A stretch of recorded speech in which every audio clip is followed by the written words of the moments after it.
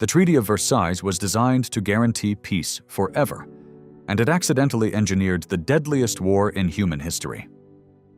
The world's top leaders thought they were locking in peace with this famous treaty, but their toxic negotiations accidentally programmed an entire nation to launch humanity's most devastating conflict. This is the story of the Treaty of Versailles, and how a masterclass in political manipulation created exactly the opposite of what it promised. June 28, 1919. The Hall of Mirrors at the Palace of Versailles. That location wasn't chosen by accident. 48 years earlier, in that exact same room, German Chancellor Otto von Bismarck had proclaimed the German Empire after crushing France in the Franco-Prussian War. The ceiling paintings in that hall celebrated French victories over German territories. So when French Prime Minister Georges Clemenceau picked this room for the Versailles signing ceremony, he was sending a crystal-clear message. You humiliated us here. Now we're dismantling you here. It was psychological warfare dressed up as diplomacy. 2 German delegates walked into that hall through the peace room, past hundreds of watching eyes. Foreign Minister Herman Müller and Colonial Minister Johannes Bell made what one British diplomat called an isolated and pitiable march to their fate. Someone had placed a Louis XV bureau right in the center of the hall, directly beneath a painting called "The King Governs by Himself." The session lasted 50 minutes. When it ended, the world had just signed its own death warrant. To understand why, you need to meet the 3 men who wrote it. The Big Four were really the Big Three: Woodrow Wilson of the United States, Georges Clemenceau of France, and David Lloyd George of Britain. Italian Prime Minister Vittorio Orlando was technically there, but got shut out of every major decision. Wilson sailed into Paris carrying his 14 points, a blueprint for fair and lasting peace without brutal punishment. He genuinely believed he could rebuild the international order on principles of self-determination and collective security. But Wilson had a serious problem. He'd just survived a bout of Spanish flu, and his physical strength was shot at exactly the moment he needed it most. Clemenceau wanted blood. France lay in ruins. The war had been fought mostly on French soil. Clemenceau pushed for crippling reparations, total disarmament, and ironclad security guarantees against future German aggression. They called him the Tiger, and he negotiated like one. Lloyd George was the most fascinating of the 3. In private, he actually opposed revenge. He understood that Europe would eventually have to reconcile with Germany. He wanted Germany economically strong enough for trade, but publicly, he'd just won an election on promises to squeeze Germany until the pips squeak. He was trapped between what he knew was right and what his voters demanded. The result satisfied no one and enraged everyone. Germany lost 13% of its territory and 10% of its population. 75% of its iron ore vanished. 26% of its coal disappeared. All overseas colonies were stripped away. Its military got gutted. Then came the bill, 132 billion gold marks. That's roughly $442 billion in today's money. But here's what made it truly catastrophic. Germany wasn't allowed to participate in the negotiations. The terms were simply handed to the German delegation on May 7, 1919.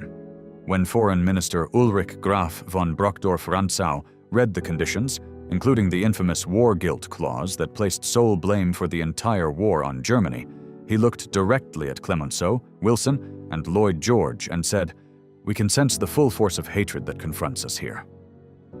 Germany refused to sign. On June 17th, the Allies gave them 5 days. Accept, or the war resumes. Germany signed under duress. From that moment forward, every German knew this treaty by one word: Diktat, pronounced Diktat, a dictated peace. Now, here's where the psychology becomes genuinely chilling. The German people weren't expecting to lose the war. Their heavily censored press had carried nothing but victory reports. Germany itself remained unoccupied.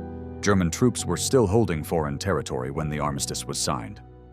So when defeat was announced, the public was genuinely bewildered. They didn't know their own military leaders had requested the armistice. This confusion became fertile ground for one of the most dangerous conspiracy theories in modern history: the Dolchstoßlegende, pronounced Dolchstoßlegende, the stab in the back myth. It claimed the German army hadn't actually lost on the battlefield.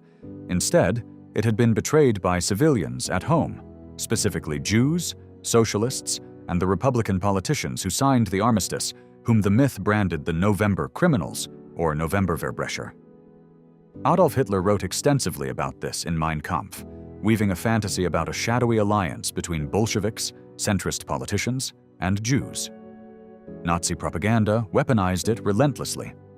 The Treaty of Versailles became Exhibit A evidence that made the whole conspiracy feel believable.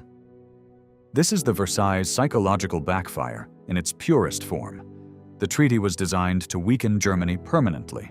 Instead, it handed every extremist in the country a ready-made narrative of victimhood. The humiliation didn't break the German spirit, it radicalized it. By 1923, the economic consequences had become apocalyptic. France and Belgium occupied the Ruhr Valley in January after Germany fell behind on reparations. Workers went on strike. The government printed money to pay them. Inflation spiraled into madness. Before the war, $1 bought about 4 marks. By November 1923, $1 was worth 4.2 trillion marks. The price of bread jumped from 3.5 marks in 1922 to 700 marks in January 1923, and it kept climbing. A famous story from the period describes a student ordering a cup of coffee for 5,000 marks, then ordering a second cup that cost 7,000 marks by the time he finished the first. People used banknotes as wallpaper because it was cheaper than buying actual wallpaper. Children built kites out of currency. An estimated 100,000 German civilians had already died from the continuation of the Allied blockade after the armistice, while Churchill told the House of Commons in March 1919 that Germany is very near starvation. Into this environment of humiliation, hunger, and economic collapse, the Nazi Party surged from 2.6% of the vote in 1928 to 37.3% by July 1932. As historian Ian Kershaw put it, without Versailles, Hitler might have remained a fringe figure. Without the Depression, he would never have ruled Germany. When Hitler seized power in 1933, he rejected every restriction imposed by the treaty. When he remilitarized the Rhineland in 1936, in direct violation of Versailles, the Allies did nothing. This Rhineland remilitarization became the first major test of whether the Western powers would enforce the treaty they'd imposed. Their inaction proved that the diktat was now just paper. Every broken clause became a propaganda victory. Every unanswered provocation confirmed his narrative that the treaty had been unjust and that Germany was rising again. One man saw all of this coming. Marshal Ferdinand Foch, the supreme Allied commander who had actually won the war for the Allies, looked at the treaty and said, "This is not peace. It is an armistice for 20 years." World War II started 20 years and 65 days later. Another man who saw the disaster unfolding was economist John Maynard Keynes, author of The Economic Consequences of the Peace.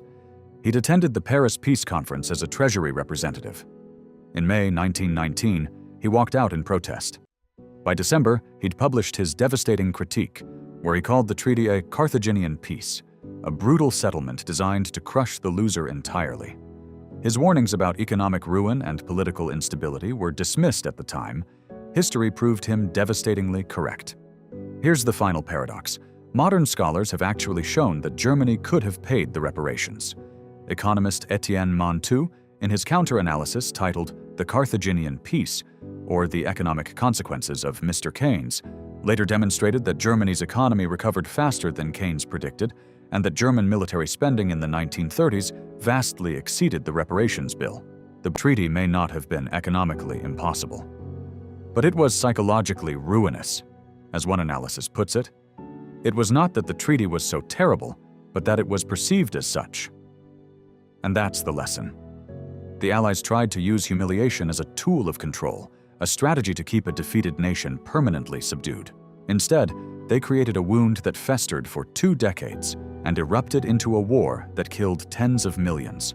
Compare that to what happened after World War II, when the Marshall Plan chose respect over humiliation, investment over punishment, and rebuilt Germany into a democratic ally.